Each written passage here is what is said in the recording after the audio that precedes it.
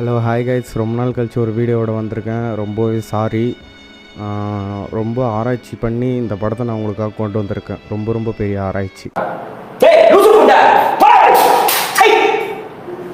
நமக்குலாம் ஒரு 2 விதமான படம் தான் இருக்குமே. ஒன்று வந்து தயவுசெய்து இந்த படத்தை திருப்பி நம்ம பார்த்துடவே கூடாது அப்படின்ற ஃபீல் கொண்டு வரோம்.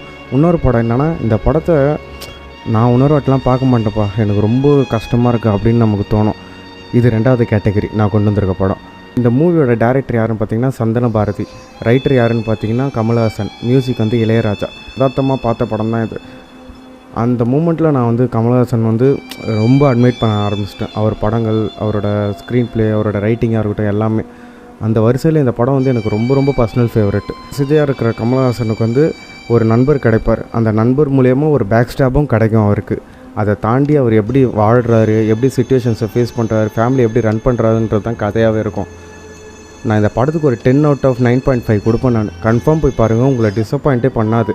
யூடியூப்பில் ஃப்ரீயாகவே அவைலபிளாக இருக்குது. மறக்காமல் போய் பாருங்கள். மகாநதி. பாய்.